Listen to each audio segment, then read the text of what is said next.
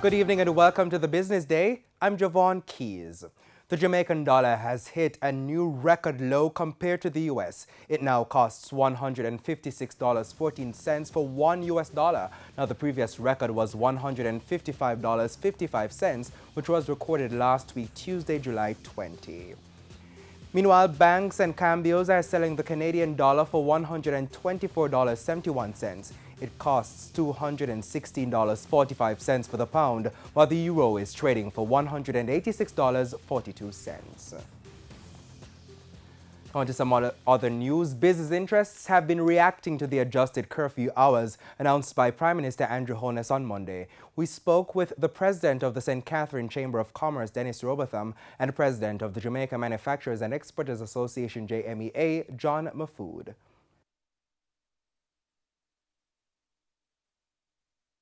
Most people believe that, the release previously was a bit too lenient, and based on that alone, we expected the spike.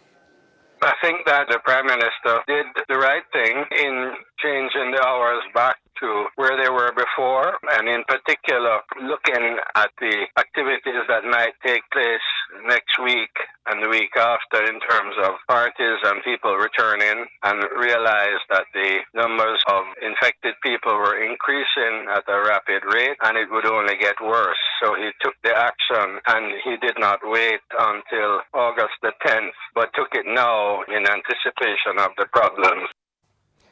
Now they say while some sectors will be hit hard, it's a difficult decision which had to be made. CEO of Jamaica Energy Partners Wayne McKenzie is calling for amendments to the Electricity Act. He says the section of the act related to the right of first refusal is especially problematic.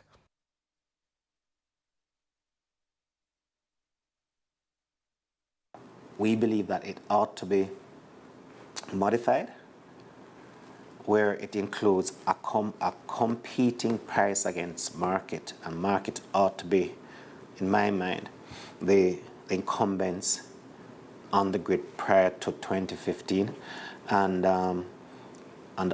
or a total taking away of the rope and make the complete process be competitive, either unsolicited bid on a competitive basis or an established right of first refusal for any new capacity.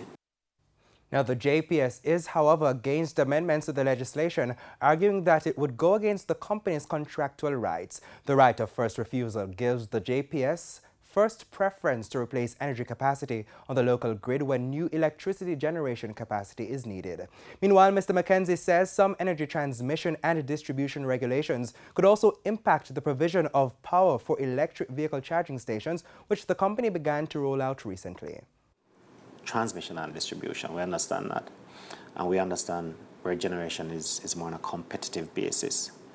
Where the EV chargers are concerned, as a company, we will have a difficulty taking power from JPS to supply the EV market.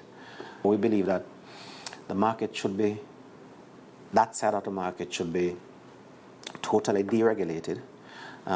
People want to supply their own chargers, and to provide that type of service they could through the utilization of renewables. And we believe that the OUR and the government Ministry of Energy should look into creating a policy which speaks about that. The JSE index declined by 1,177 points, while the junior market declined by 12 points. Stocks advancing at the close of today's session include Siboney Group, MPC Caribbean Clean Energy, JMMB Group 7.5% preference shares, Mayberry Jamaican Equities, and Caribbean Assurance Brokers. On the losing side were Epley's 7.5% preference shares due 2024, Epley Ordinary Shares, CAC 2000 9.5% cumulative redeemable preference shares, Cygnus Credit Investment US dollar shares, and AMG Packaging and Paper Company. And that's the Business Day. I'm Javon Keys. Stay with us. News from overseas right after the break.